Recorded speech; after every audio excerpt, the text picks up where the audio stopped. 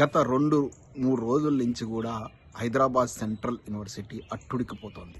యూనివర్సిటీకి చెందినటువంటి సుమారు 400 ఎకరాల భూముల్లో ఉన్నటువంటి అత్యంత విలువైనటువంటి ఎన్నో వృక్షజాతులు, మూగజీవులు, వన్యప్రాణులు ఉన్నటువంటి ఆ ప్రాంతాన్ని ఖాళీ చేయించి ఆ యొక్క 400 ఎకరాల భూమిని రియల్ ఎస్టేట్ సంస్థలకు, వివిధ కంపెనీలకు అమ్మేసి వచ్చినటువంటి ధనంతో సంక్షేమం చేయాలనుకుంటుంది మన యొక్క సంక్షేమ రాజ్యం, మన యొక్క ప్రజా పాలన పేరుతో సాగిస్తున్న కాంగ్రెస్ ప్రభుత్వం.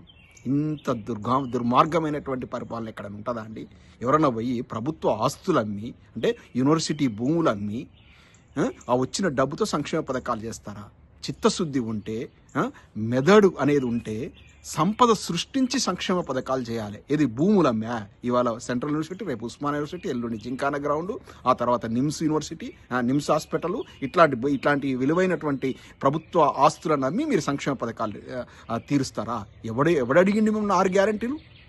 ఎలాగోలా రాజ్యం ఎక్కాల, గద్దెనెక్కాలని చెప్పి విచ్చలవిడి హామీలు ఇచ్చేసి ప్రజలను మోసం చేసేసి తెలంగాణ సర్వనాశనం రావడంతోనే మీది ఒక విధ్వంసక ప్రభుత్వం రావడంతోనే హైడ్రా పేరుతో మొత్తం కూల్చివేసి పేదోళ్ళ గూడు చరిత్ర తర్వాత రావడంతోనే Damagundam project, navy radar project పేరుతో కూడా అక్కడ వికారాబాద్ జిల్లా లోపల వేలాది ఎకరాల్లో ఉన్నటువంటి అటవీ సంపదను నిర్మూలించే కార్యక్రమాన్ని శంకుస్థాపన చేశారు. ఆ తర్వాత ఏమైందేమో ములుగు జిల్లా లోపల కొన్ని లక్షల చెట్లు ఖాళీ మషైపోయినాయి. దాన్ని ఎన్నుకున్నటువంటి విద్రోహ శక్తులు ఎవరున్నారో, అసలు అది ప్రకృతి వైపరీత్యమా, నిజంగా ఈ కాంగ్రెస్ ప్రభుత్వం ఉన్నటువంటి కొంతమంది దుర్మార్గులు చేసినటువంటి పని అర్థం కానట్టు దాని మీద అసలు విచారణ జరగాలి. ఎందుకు వీళ్ళు రాగానే విధ్వంసాన్ని ఎన్నుకున్నారు? ఏంటి విధ్వంసం? కూలగొట్టడాలు, అడవులను నాశనం చేయడాలు, యూనివర్సిటీ భూములను ప్రభుత్వ భూములు అమ్మడాలు, గిదా మీ దగ్గర నుంచి కోరుకున్నది? ప్రజాపాలన అంటే మేము అనుకున్నాం, ప్రజాస్వామ్యాన్ని నెలకొల్పుతారు, వనరులను పెంచుతారు, పెట్టుబడులు పట్టుకొస్తారు, వాటితో వచ్చినటువంటి ఫలాలతోని, అభివృద్ధి ఫలాలతోని సంక్షేమ పాలన చేస్తారు అనుకున్నాం. గింత చండాలమైన పరిపాలన గిదా మీ దగ్గర నుంచి ప్రజలు ఎక్స్పెక్ట్ చేసేది? ఏంటి ఇవాళ మొత్తం భారతదేశంలోనే రియల్ ఎస్టేట్ రంగం ఎందుకు ఉరకలెత్తింది? హైదరాబాద్లో అక్కడ ఉన్నటువంటి సమశీతోష్ణ పరిస్థితులు, మంచి వాతావరణం, సాయంత్రం కాగానే చల్లబడుతుంది. ఎంత ఎండలు కొట్టినా కూడా పెద్దగా మనకు ఆ ప్రభావం కనిపించదు. ఎందుకంటే చుట్టూ ఉన్నటువంటి ఆ నిజాం కాలంలో నుంచి ఉన్నటువంటి ఆ యొక్క చుట్టూ ఉన్నటువంటి అపారమైన అటవీ సంపద. ఇక్కడ వికారాబాద్లోని ఆ ప్రాజెక్టు వల్ల కొన్ని వేల ఎకరాల లోపల అటవీ సంపద పోతుంది. ఇప్పుడు హైదరాబాద్ సెంట్రల్ యూనివర్సిటీలో ఉన్నటువంటి 400 ఎకరాల్లో అటవీ సంపద పోతే ఇవన్నీ కూడా హైదరాబాద్లో వస్తున్నటువంటి ఈ వాహనాల నుంచి వచ్చేటువంటి కాలుష్యాన్ని తగ్గిస్తూ, అంటే ఆ చెట్లు ఏం చేస్తాయి, కార్బన్ డైఆక్సైడ్ తీసుకుని ఆక్సిజన్ అట్మాస్ఫియర్ రిలీజ్ చేస్తాయి. అంటే ఒక ఆక్సిజన్ ట్యాంకు లాగా చుట్టూ, హైదరాబాద్ చుట్టూ ఒక ఆక్సిజన్ ట్యాంకు లాగా ఈ యొక్క వృక్ష సంపద ఉంది. దాన్ని నిర్మూలిస్తే ఏమవుతుంది? ఇయర్ ఆఫ్టర్ ఇయర్ మనం చూస్తున్నాం టెంపరేచర్ ఎంత రైజ్ అవుతా ఉంది. 1 డిగ్రీ వెరుక్కుంటే ఇవాళ 40-50 డిగ్రీల సెంటీగ్రేడ్కు మనకు ఎండాకాలంలో చూస్తున్నామంటే ఈ యొక్క వృక్ష సంపద రోజు క్షీణించిపోవడం. ప్రభుత్వానికి ఏమంతరం చిత్తశుద్ధి ఉన్నా కూడా వృక్ష సంపద పెంచే విధంగా ఉండాలి, చెట్లను నాటాలి. ఇక్కడ అమెరికాలో చూడండి, నేను అందుకే ప్రకృతి మధ్యలో కూర్చొని మీరు మాట్లాడుతున్నా. మా ఇంటి ముందు నా చెట్టును తీయాలంటే నేను ఒక చెట్టును నాటితేనే చెట్టును తీయాలి, గవర్నమెంట్ నుంచి పర్మిషన్ తీసుకోవాలి.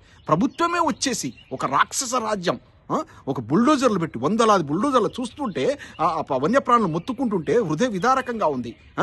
మన ఇల్లును కూల్స్తుంటే మనం ఎట్లా ఉంటుంది? ఎటువంటి పరిస్థితి ఉంటుంది? వాటికి ఆవాసయోగ్యమైన ఆ యొక్క అటవీ సంపదను మొత్తం కూడా చెట్లను కూలుస్తుంటే అవి అరణ్య రోదన అయిపోయింది. మీ కళ్ళకు కనపడట్లేదా? గిదా మీ దగ్గర నుంచి కోరుకునేది ప్రజలు? రోహిత్ వేముల విషయం లోపల మీ రాహుల్ గాంధీ వచ్చేసి సెంట్రల్ యూనివర్సిటీలో కల్లిబుల్లు బుక్కర్లు చెప్పేసిండి. అదే ఇవాళ సెంట్రల్ యూనివర్సిటీని సర్వనాశనం చేసే పనికి పూనుకున్నారు కదా మీ కాంగ్రెస్ వాళ్ళు. కాంగ్రెస్ అంటేనే ఒక ముదరాష్ట్ర పాలన, ఒక ధృతరాష్ట్ర కౌగిలి, ఒక చండాలమైన పరిపాలన, ఒక నిరంకుశ పాలన, ఒక రాక్షస పాలన. ఈ రాక్షసులకు మనం 6 గ్యారంటీలను నమ్మి ప్రజలు ఓట్లు వేసినందుకు ఇట్లాంటి బుద్ధి చెప్తున్నారు మనకు. ప్రజలారా తిరగబడండి, వీళ్ళని ప్రశ్నించండి. ఏమండి ముఖ్యమంత్రి గారు, మీరు ఏమన్నారు నిండు అసెంబ్లీలో? అక్కడ పులులు ఉన్నాయా, నెమళ్ళు ఉన్నాయా, దుప్పులు ఉన్నాయా అన్నారు. కనపడట్లేవా? ఎన్ని వీడియోలు చూపించాలి మీకు? సెంట్రల్ యూనివర్సిటీలో వన్యప్రాణులు ఎన్ని ఉన్నాయి, మొత్తుకుంటున్నాయి. వాటి రోదన వినిపిస్తుందా? ఏమనంటే నేను నల్లమల్ల పులిని, కొడంగల్ పులిని అది మాట్లాడతారు. ఇలా కొడంగల్ పులి, నల్లమల్ల పులి కాదు, ఒక తోడేళ్ల మాదిరిగా పడి ప్రభుత్వ భూములను, ప్రభుత్వ ఆస్తులను ధ్వంసం చేస్తారు తోడేళ్ల మాదిరిగా.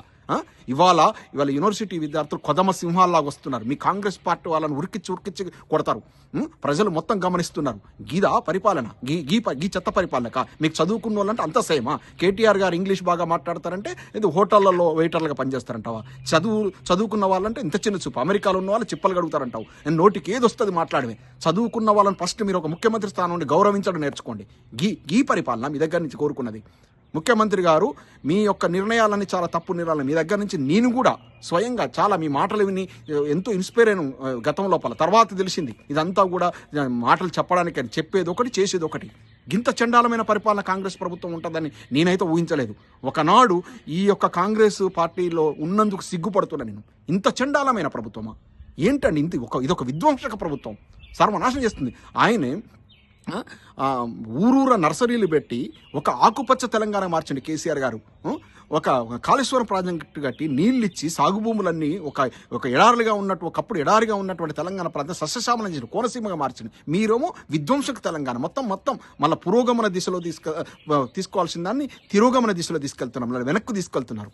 ఇంత చండాలమైన ప్రభుత్వం అని నేను కలలో కూడా ఊహించలేదు. ప్రజలారా ఆలోచించండి, తిరగబడండి. హైదరాబాద్ సెంట్రల్ యూనివర్సిటీ విద్యార్థులకు సంఘీభావం ప్రకటించండి, మేధావులారా ముఖ్యంగా. నమస్కారం. జై తెలంగాణ.